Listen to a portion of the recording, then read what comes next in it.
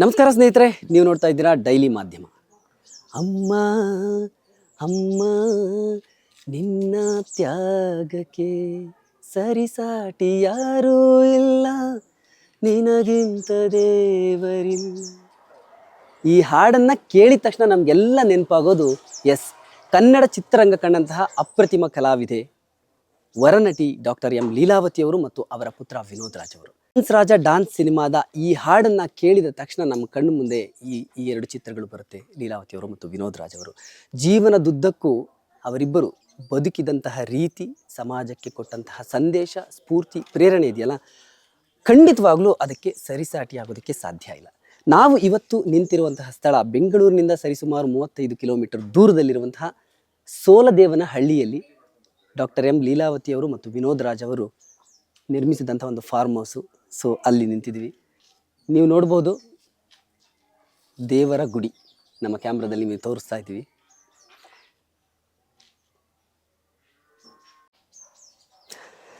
ಕಳೆದ ವರ್ಷ doctor M ಲೀಲಾವತಿಯವರು ನಿಧನರಾದರು. ಅದಾಗಿ 1 ವರ್ಷಗಳ ನಂತರ ವಿನೋದ್ ರಾಜ್ ಅವರು ತಮ್ಮ ತಾಯಿಯ ಸವಿ ನೆನಪಿನಲ್ಲಿ ಅವರ ಮೇಲಿರುವಂತಹ ಭಕ್ತಿ ಪ್ರೀತಿಯ ಸಂಕೇತವಾಗಿ ಈ ಒಂದು ದೇವರ ಗುಡಿಯನ್ನು ಕಟ್ಟಿದ್ದಾರೆ.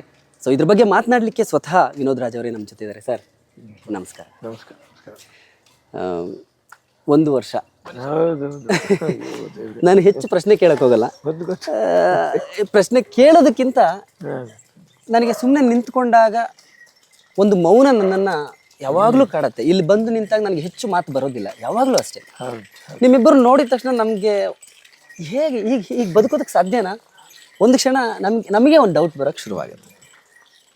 ಅಮ್ಮ ದೇವರು ಅನ್ನುವಂಥವನು ಇದಾನೆ ನಿಜ ಅಂತ ಹೇಳಿದ್ರೆ ನಾವು ಬದುಕ್ಬಿಟ್ವಿ, ಅಷ್ಟೇ ಸತ್ಯ. ದೇವರು ಇರೋದು ನಿಜ ಆದರೆ ನಾವು ಬದುಕಿದ್ದೇ ಸತ್ಯ, ನಾವು ಬಾಳಿದ್ದೇ ಸತ್ಯ, ಅಷ್ಟೇ. ಏನು ಹೇಳ, ನಾವು ಅವನನ್ನು ಹಾಗೆ ನಾವು ನೆನೆಸ್ಕೋಬೇಕು. ಬಾಳಿಸ್ತೀಯಲ್ಲ, ಬದುಕಿಸ್ತೀಯಲ್ಲ, ಅದೇ ಸತ್ಯ. ನಮ್ಮಮ್ಮನ ನಾವು ಇಲ್ಲಿ ಅಡಕ ಮಾಡಿದ್ದೀವಿ, ಅದಲ್ಲ, ಅವರಿಲ್ಲಿ ಬದುಕಿರ್ಬೇಕು, ಹೇಗಿರ್ಬೇಕು ಅನ್ನುವಂಥದ್ದು ನಾನು ಯೋಚನೆ ಮಾಡಿದೆ. ನಾವು ಹೋಗ್ತೀವಿ ಮಾಮೂಲಿ 3 ಪ್ರದಕ್ಷಿಣೆ ಸುತ್ತೀವಿ, ನೋಡ್ತೀವಿ, ಇದು ಮಾಡ್ತೀವಿ, ಮುಗಿದೋಗುತ್ತೆ. 3 ಪ್ರದಕ್ಷಿಣೆ, ಹೌದು, ದೇವಸ್ಥಾನ ಥರನೇ ಆಗಬೇಕು. ಇವರ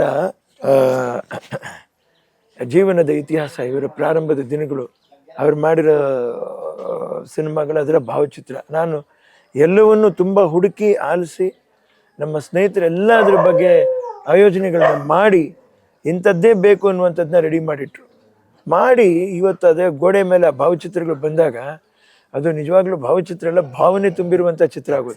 ಸರ್, ಅದ್ಭುತ. ಹಾಗಾಗಿ ನನಗೇನು ಅನ್ನಿಸ್ತದೆ, ಎಲ್ಲೂ ಅಮ್ಮನ್ನ ನಾನು ಕಳ್ಕೊಂಡಿಲ್ಲ ಅಂತ ನನ್ನ ಮನಸ್ಸಿಗೆ ಅನ್ನಿಸ್ತಾ ಇದೆ. ಅವರ ಸ್ವಂತ ಭೂಮಿಯಲ್ಲಿ, ಅವರ ಯಜಮಾನಿಕೆಯಲ್ಲಿ, ಅವರನ್ನ ಅತಿ ಎತ್ತರವಾದ ಯಜಮಾನ ಸ್ಥಾನದಲ್ಲಿ, ಅವ್ರನ್ನ ಯಜಮಾನಿ ಸ್ಥಾನದಲ್ಲಿ ಕೂರಿಸಿ ನಾವಿಲ್ಲಿ ಕೆಳಗಡೆ ಇದೀವಿ ಮನೆ.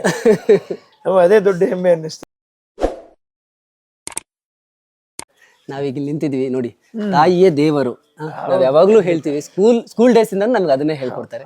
ಸೊ ತಾಯಿಯೇ ದೇವರು, ಎಂ ಲೀಲಾವತಿ ದೇಗುಲ. ಸೊ ನಾವಿಲ್ಲಿ ನಿಂತಿದ್ವಿ, ನಾವೀಗ ನಮಸ್ಕಾರ ಮಾಡಿ ಒಳಗಡೆ ಹೋಗ್ತೀವಿ. ಸರೇ ಹೇಳ್ತಾರೆ, ಇದು ಹೇಗೆ ಸಾಧ್ಯ ಆಯ್ತು? ಒಂದು ಮಾತು ಹೇಳ್ತೀನಿ ನೋಡ್ರಿ. ಹಾಗೆ ಅವರು ವರನಟನೋ, ಇವರು ವರ ಪಡೆದು ಬಂದ ನಟಿ. ಕಥಾನಾಯಕನ ಹೇಗೆ ಸೃಷ್ಟಿ ಮಾಡ್ತಾರೋ, ಆ ಕಥಾನಾಯಕನ ಜೊತೆನಲ್ಲಿ ಸಮವಾಗಿ ಆ ಪಾತ್ರನ ತೂಕೊಂಡು ಹೋಗುವಂಥದ್ದು ಸಾಮಾನ್ಯ ಕೆಲಸ ಅಲ್ವಾ ಸರ್? ನೀವು ಸಂತ ತುಕಾರಾಮ್ ಜೀಜಾಬಾಯಿ ಪಾತ್ರ ತಗೊಳ್ಳಿ, ಅಥವಾ ಭಕ್ತ ಕುಂಬಾರದಲ್ಲಿ ಅವರ ಕುಂಬಾರನ ಹೆಂಡತಿಯ ಪಾತ್ರ ತಗೊಳ್ರಿ, ವೀರಕೇಸರಿ, ಅದೇ ಒಂದು ವಿಭಿನ್ನ. ಆಮೇಲೆ ಇದೇ ಮಹಾಸುದಿನ, ಹೌದೌದು, ಇನ್ನೊಂದು ಮನಮೆಚ್ಚಿದ ಮಡದಿ, ಎಷ್ಟೊಂದು ಸಿನಿಮಾಗಳು, ಸುಮಾರು 30-40 ಸಿನಿಮಾ ಟೋಟಲ್, ಹತ್ರ 40 ಸಿನಿಮಾ ಮಾಡಿದ್ದಾರೆ. ಆ ಕಾಲಕ್ಕೆ ಕಪ್ಪು ಬಿಳುಪಿನಲ್ಲಿ ಆ ಸಂಬಳಗಳಿಗೆ ಆ ಜೀವನನ ನಾವು, ಅಯ್ಯೋ ಅದೇ ನಾನು ಅದು ನೆನ್ಸ್ಕೊಂಡು ಹೋಗ್ತಾ ಇದ್ರೆ. ಓಕೆ, ನಾವು ಸರ್ ಹೇಳ್ತಾ ಇದ್ರು, ನಾವೀಗ ದೇಗುಲದ ಒಳಗೆ ಹೋಗ್ತಾ ಇದ್ವಿ. ಸೊ ಒಂದು ವರ್ಷ ಆಯಿತು. ಸೊ 1 ವರ್ಷಗಳಲ್ಲಿ ಈ ಒಂದು ದೇಗುಲ ತಲೆ ಎತ್ತಿದೆ. ಲೀಲಾವತಿಯವರ ಸಂಪೂರ್ಣ ಚಿತ್ರಣ, ಅವರ ಜೀವನವನ್ನೇ ಇಲ್ಲಿ ನೋಡ್ಬೋದು ಈ ಫೋಟೋಗಳಲ್ಲಿ ಅಂತ. ಅಲ್ಲಿ ಅಮ್ಮೋರ ಆ ಪಾತ್ರ ಆವತ್ತಿನ ಕಾಲಕ್ಕೆ ಇದು ವಸ್ತ್ರ ವಿನ್ಯಾಸ ಅದರ ಇದು ನೋಡ್ರಿ, ಅದರ ಅಲಂಕಾರ ನೋಡ್ರಿ, ಯಾವಾಗಿನ ನಿಮ್ಗೆ ಕಾಸ್ಟ್ಯೂಮರು ಯಾವ ರೀತಿ ಆ ಇದಕ್ಕೆ ತಕ್ಕಂಗೆ ಡಿಸೈನ್ ಮಾಡಿರುವಂಥದ್ದು. ಶ್ರದ್ಧೆ ಹೇಗಿತ್ತು ಆ ಕಾಲಕ್ಕೆ ಅಂತ ನೋಡ್ರಿ. ಇವಾಗ ಎಲ್ಲಾ ಸೌಕರ್ಯಗಳೊಂದಿಗೆ ನಾವು ಇದನ್ನ ಮಾಡಿದೀವಿ ಅದನ್ನ ಮಾಡಿದೀವಿ ಅಂತಾರೆ. ಸೌಕರ್ಯ ಇಲ್ಲದೇ ಇರೋ ಕಾಲದಲ್ಲಿ ಅಲ್ವಾ ಆ ಮುಖದಲ್ಲಿ ಸಂಪೂರ್ಣವಾದ ಅಭಿನಯ ತುಂಬಿದೆ ಅವ್ರಿಗೆ ಯಾವಾಗ್ಲೂ ಅಷ್ಟೇ. ಫೋಟೋದಲ್ಲಿ ನೀವು ಹೇಳಿದ್ರಿ ಇದು ಭಾವಚಿತ್ರ ಅಲ್ಲ ಭಾವನೆಗಳ ಚಿತ್ರ ಅಂತ. ಖಂಡಿತವಾಗ್ಲೂ ನಾವು ಬಂದ ತಕ್ಷಣ ಒಳಗಡೆ ಒಂದು ಸುತ್ತ ಹಾಕಿದ್ವಿ. ಫಸ್ಟ್ ಯಾವ್ಯಾವ ಚಿತ್ರಗಳಿದೆ ಅಂತ ಎಲ್ಲದರಲ್ಲೂ ನೀವು ಹೇಳ್ದಾಗೆ ಭಾವನೆಗಳು ಕಾಣಿಸುತ್ತೆ, ಎಲ್ಲದರಲ್ಲೂ ಇದೆ. ಅದಕ್ಕೆ ಹೇಳುದು ಫೋಟೋ ತಗೊಂಬಿಡಿ ಆಯ್ತಾ ಅಂತ ಹೇಳುವಂಥದ್ದಲ್ಲ. ಫೋಟೋ ಯಾಕೆ ತಗೋತಾರೆ, ಇದು ಏನ್ ಸನ್ನಿವೇಶ, ನಾನೀಗ ಏನ್ ಮಾತಾಡಿ ಮುಗಿಸಿದ್ದೆ ಡೈಲಾಗ್, ಆ ಡೈಲಾಗ್ ಅನ್ನ ಮುಖದಲ್ಲಿ ತಂದುಬಿಟ್ಟು ಮನಸ್ಸಲ್ಲಿ ಅನ್ಕೊಂಡು ಆ ಭಾವನೆಯೊಂದಿಗೆನೆ ಅವ್ರು ಮಾತಾಡೋಗಿ ಮತ್ತಿನ ಎಕ್ಸ್ಪ್ರೆಷನ್ ನೋಡ್ರಿ. ಅಲ್ಲಿ ಅವ್ರು ಏನೊಂದು ಲೆಟರ್ ಕಾಗದ ತೋರಿಸ್ತಾ ಇದ್ದಾರೆ, ಹೌದು ಇಬ್ಬರ ಭಾವನೆ. ಅಯ್ಯೋ ನಂದಿದು ಸರಿನಾ ತಪ್ಪ ಅಂತ ಅದ್ರ ಆ ಭಾವನೆಯೊಂದಿಗೆ ಇದಾರೆ ನೋಡ್ರಿ ಅವರು. ಹೌದು, ಅದು ಅಲ್ಲೊಂದು ಎಮೋಷನ್ ಇದೆ. ಅವ್ರನ್ನ ಹಳೆ ಕಾಲದ ಕಲಾವಿದರು ಅಂತ ನಾವು ಹೇಳ್ಬಾರ್ದ್ರಿ. ಅವ್ರು ಯಾವತ್ತೂ ಅವರು ಹೊಸಬ್ರನೇ, ಹೊಸಬ್ರನೇ, ಹೌದು, ಸಂಪೂರ್ಣತೆ ಹೊಂದವರು ಅವರು. ಓಕೆ ಆಯ್ತಾ, ನಾವು ಕಲಿಬೇಕಾದ ಕಲಾವಿದ್ರು. ಸರ್, ಅಮ್ಮ ನಟಿಸಿದ ಅಷ್ಟು ಸಿನಿಮಾಗಳನ್ನ ನೋಡಿದ್ದೀರಾ? ಹೆಚ್ಚು ಕಡಿಮೆ ನೋಡಿದ್ವಿ. ಓಕೆ, ಅಮ್ಮವರು ಅಣ್ಣವ್ರು ನಟಿಸಿರುವಂಥದ್ದು. ಓಕೆ, ಚೆನ್ನೈಯಲ್ಲಿದ್ದಾಗಲೇ ಅಲ್ಲಿಂದ ಇಲ್ಲಿ ಬಂದಾಗ ಎಷ್ಟೋ ಸಿನಿಮಾಗಳು ಥಿಯೇಟ್ರಿಗೆ ಹೋಗಿ ನಾವು ಸಾಗರ್ ಮರೆಯಕ್ಕಾಗಲ್ಲ, ಸಾಗರ್ ಥಿಯೇಟ್ರು, ಅಲಂಕಾರ ಥಿಯೇಟ್ರು, ಮತ್ತೆ ಅದು ಅಲಂಕಾರ ಪ್ಲಾಜಾ ಆಗೋಯ್ತು. ಕರೆಕ್ಟ್ ಅಲ್ವಾ? ಹಂಗೆ ಒಂದೊಂದು ಯಾವ್ದು ಮರೆಯಕ್ಕಾಗಲ್ಲ. ಆ ಮೇನಕಾ ಪಕ್ಕದಲ್ಲಿ ಇನ್ನೊಂದು ಥಿಯೇಟ್ರ್ ಇತ್ತು ರೀ, ಪ್ರಭಾತ್ ಅಂತ. ಇಲ್ಲ, ನಾವು ಹಲವಾರು ಈ ಥಿಯೇಟ್ರ್ಗಳು ಕಳ್ಕೊಂಡಿರೋದೇ ಮನ್ಸಿಗೆ ತುಂಬಾ ದೊಡ್ಡ ನೋವಿದೆ. ಎಲ್ಲಿ ನೋಡಿ, ವಾರ್ತಾ ಪ್ರಚಾರ ಇಲಾಖೆ ಆಗಲಿ, ಕನ್ನಡ ಸಂಸ್ಕೃತಿ ಇಲಾಖೆ ಆಗಲಿ, ಇವು ಎರಡು, ಅದು ರಂಗಭೂಮಿ ಅಂತ ನಾವು ಅಂದ್ಕೊಂಡ್ರೆ, ವಾರ್ತಾ ಪ್ರಚಾರ ಇಲಾಖೆ ಬಂದು ನಿಮಗೆ ಚಲನಚಿತ್ರಕ್ಕೆ ಸಂಬಂಧಪಟ್ಟಿರುವಂಥದ್ದು. ಕರೆಕ್ಟ್. ನಾ ಏನು ಹೇಳ್ತಾ ಇದ್ದೀನಿ, ನೀವೇ ಯಾಕೆ ಒಂದು 100% ಟ್ಯಾಕ್ಸ್ ಫ್ರೀ ಮಾಡಿದರೆ, 100% ಟ್ಯಾಕ್ಸ್ ಫ್ರೀ ಅದೊಂದು ಕಡೆ ಟಿಕೆಟ್ ಮೇಲೆ ಮಾಡಿದ್ದೀರ ನೀವು ಆ ತೆರಿಗೆನ.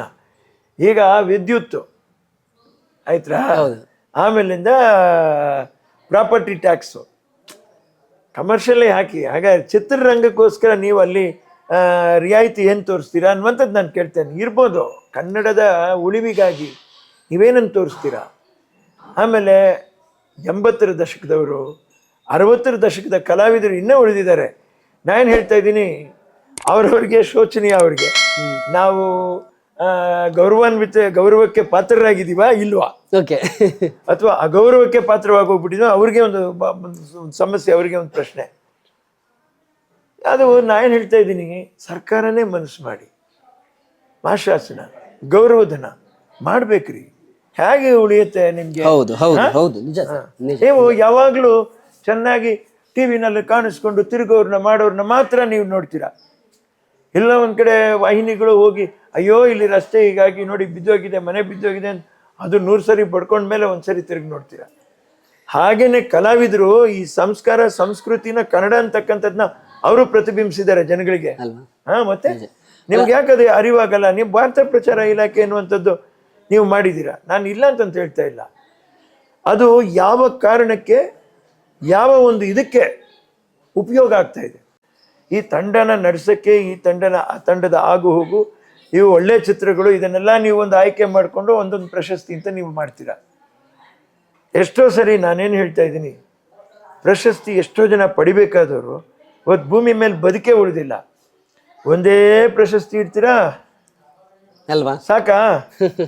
ಆ ಒಂದೇ ವರ್ಷದಲ್ಲಿ ಎಷ್ಟು ಜನ ಎಷ್ಟು ಕಷ್ಟಪಟ್ಟು ಎಷ್ಟು ಪಾತ್ರ ಮಾಡಿದ್ದಾರೆ. ನಿಜ ನಿಜ ನಿಜ. ಅವ್ರಿಗೇನು ಬೆಲೆ? ಇನ್ನು ಮುಂದೆ ಅವ್ರಿಗೇನಾದ್ರೂ ಕೊಡೋಣ ಅಂದ್ರೆ ಈ ಭೂಮಿ ಮೇಲೆ ಬದುಕಿರಲ್ಲ ರೀ ಅಲ್ವಾ? ನಾನು ಅದನ್ನ ಹೇಳ್ತಾ ಇದ್ದೀನಿ. ಬದಲಾವಣೆಯಲ್ಲಿ ಕೂತ್ಕೊಂಡು ಏನ್ ಯೋಚನೆ ಮಾಡ್ತೀರಾ? ಗ್ರಾಮಿ ಅವಾರ್ಡ್ಸ್ ತಗೊಳ್ರಿ, ಗ್ರಾಮಿ ಅವಾರ್ಡ್ಸ್ ತಗೊಳ್ಳೋದು ಹೈಯೆಸ್ಟ್ ಲೆವೆಲ್. ಅದು ಅರ್ಥ ಆಗ್ತಾ ಇದ್ರೆ ನಿಮ್ಗೆ? ಅವರೇನೆ ಸೆಲೆಕ್ಟ್ ಮಾಡಿ ಕೊಡ್ತಾ ಇದ್ರು ಎಷ್ಟೋ ಇದಕ್ಕೆ. ಅದರಲ್ಲಿ ವಿನ್ನರ್ಸ್, ರನ್ನರ್ಸ್ ಮಾಡ್ರಿ, ಕೊಡ್ರಿ, 3 ಅವಾರ್ಡ್, 4 ಅವಾರ್ಡ್ ಮಾಡ್ರಿ. ನೀವ್ ಹೇಳ್ದಾಗೆ ಬದುಕಿದ್ದಾಗಲೇ ಕೊಟ್ಟಾಗ ಅದಕ್ಕೆ ಬೆಲೆ ಇರುತ್ತೆ. ಮತ್ತೆ ಅವ್ರು ಹೋದ ನಂತರ ಕೊಡುವಂತ ಪ್ರಶಸ್ತಿಗಾಗ್ಲಿ ಯಾವ್ದು, ಒಂದನೇ ತಲೆ ಕಲಾವಿದ್ರು, ಆಮೇಲೆ ಮಕ್ಕಳು, ನಾನು ಹೇಳ್ತಾ ಇದ್ದೀನಿ, ಆವಾಗ ಪೋಷಕ ಕಲಾವಿದರು ಏನಾದ್ರು ಮೊದಲನೇ ತಲೆನಲ್ಲಿ.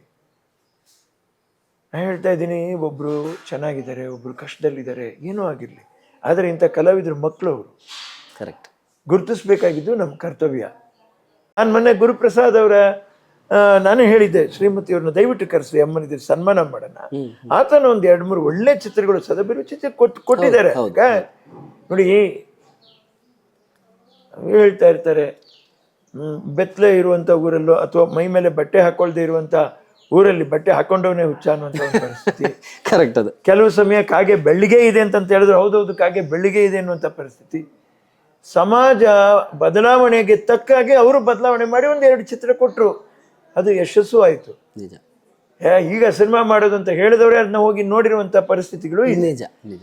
ನಾನು ಹೇಳ್ತಾ ಇದ್ದೀನಿ, ಎಲ್ಲವನ್ನೂ ಮರ್ತು ಬಿಡೋಣ, ಅವ್ರು ಕೊಟ್ಟರು ಕೊಡುಗೆನ ತಲೆಯಲ್ಲಿ ಇಟ್ಕೊಳ್ಳೋಣ. ಅಮ್ಮನ ವಿಚಾರಕ್ಕೆ ಬಂದಾಗ ನೀವು ಹೇಳ್ತಾ ಇದ್ರಿ, ಮಾಸಾಸನದ ಬಗ್ಗೆ ಹೇಳಿದ್ರಿ, ಅವಾರ್ಡ್ಗಳ ಬಗ್ಗೆ ಹೇಳಿದ್ರಿ, ಚಿತ್ರರಂಗದ ಬಗ್ಗೆ, ಕಲಾವಿದರ ಬಗ್ಗೆ ಅಮ್ಮಗೆ ಬಹಳಷ್ಟು ಕಾಳಜಿ ಇತ್ತು. ನೋಡಿ, ಸರ್ಕಾರ ಮಾಡೋಕ್ ಆಗದಿರೋ ಕೆಲಸನ ಅಮ್ಮ ಪ್ರತಿ ತಿಂಗಳು ನಡ್ಸ್ಕೊಂಡ್ ಬಂದ್ರು. ಪ್ರತಿ ತಿಂಗಳು ಕನಿಷ್ಠ 100 ಜನಕ್ಕೆ ಮಾಸಾಸನ ಕೊಡ್ತಾ ಇದ್ದೀರಾ.